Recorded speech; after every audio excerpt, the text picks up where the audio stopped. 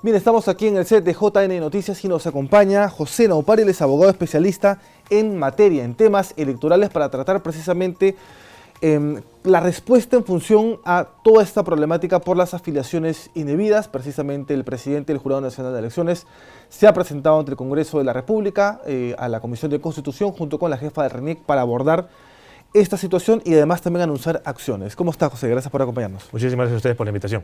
Bueno, justamente el Jurado Nacional de Elecciones ha presentado ante el Ministerio Público, quiero empezar con esta pregunta, 159 denuncias que declaran como no válidas las firmas entregadas, ¿no es cierto?, al RENIEC por las organizaciones políticas. Además, hay más de 1.500 solicitudes de exclusión por parte de las afiliaciones indebidas. Para empezar un poco a hablar sobre el tema, hay que empezar por el origen. ¿Dónde usted ve la grieta que ha permitido que todas estas situaciones se estén denunciando hoy por hoy? Bueno, hay que reconocer que estas fichas son presentadas por los partidos políticos en vía de inscripción. Entonces, el principal factor a identificar es justamente las organizaciones políticas y a quienes les encargan la labor de recolectar esa ficha de afiliación, porque ahí es, en principio, el inicio del problema. El segundo problema es que quizás nos hemos quedado en el tiempo, ¿no? Seguimos en el ámbito de la firma.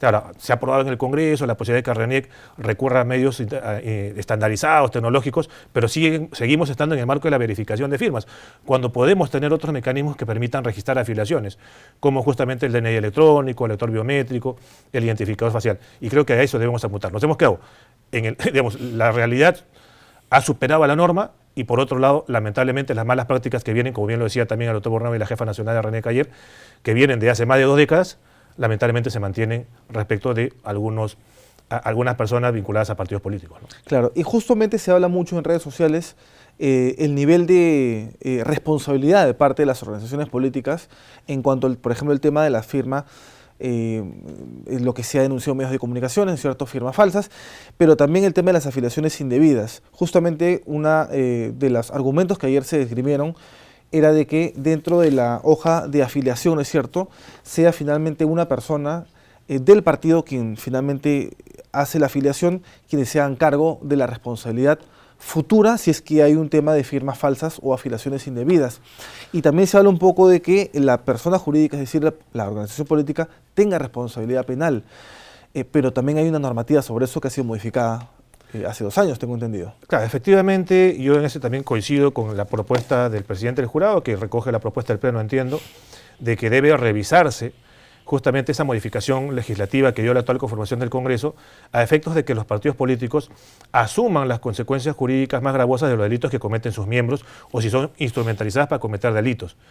Si evidentemente para inscribirme yo termino ejerciendo de una manera sistemática firmas falsas, evidentemente el partido político tiene que asumir algún tipo de consecuencia y en ese sentido, si quizás de repente no quieres volver a abrir el abanico a todo tipo penal, por lo menos algunos tipos penales directamente vinculados con el quehacer electoral, como precisamente la falsificación de firmas, la falsedad genérica, sí tendría que eventualmente alcanzar al partido político. Y esto que válidamente comentas, recordando lo que fue la sesión de ayer, pues lo que busca precisamente es tratar de individualizar en una persona natural la responsabilidad de la falsificación de firmas para eximir de responsabilidad al partido.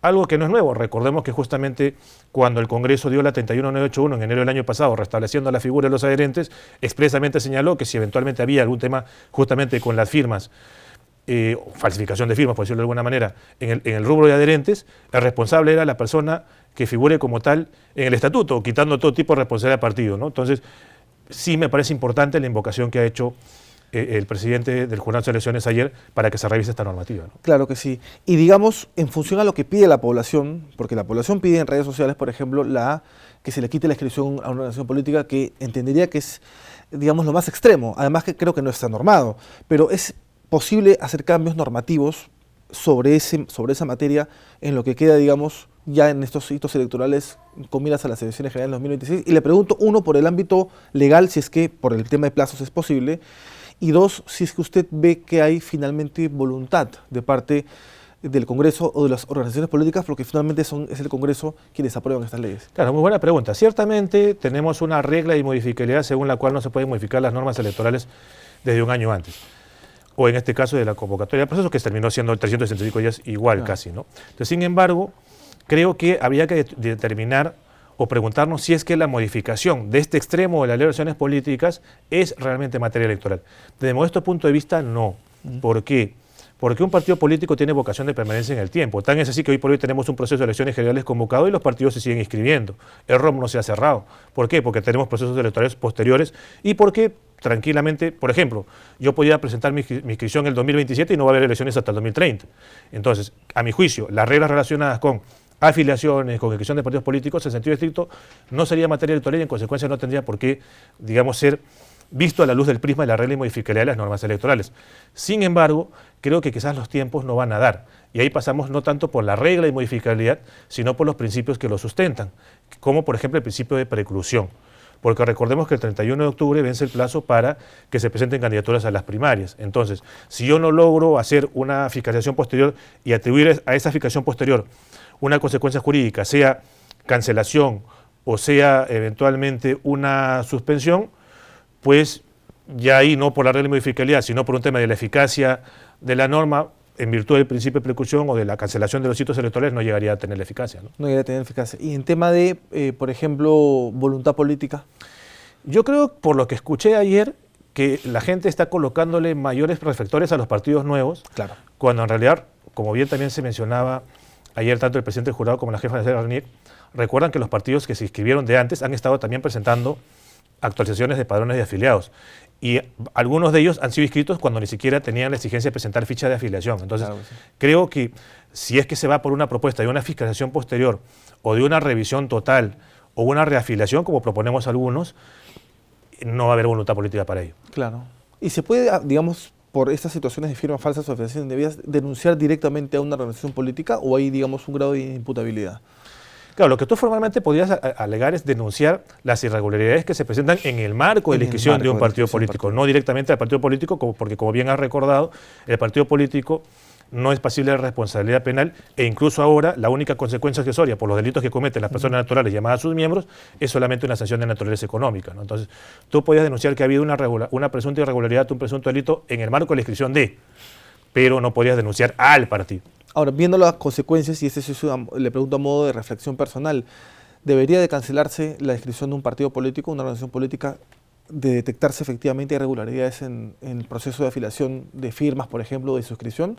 ¿Deberíamos llegar a ese extremo o debería, digamos, tener otro tipo de escenario? Claro, yo creo que en realidad habría que distinguir entre nulidad y cancelación y el tipo de irregularidad, ¿no? Si evidentemente tú adviertes que el número de afiliaciones indebidas fue tal que te colocó por debajo del mínimo, lo que corresponde es una nulidad de oficio.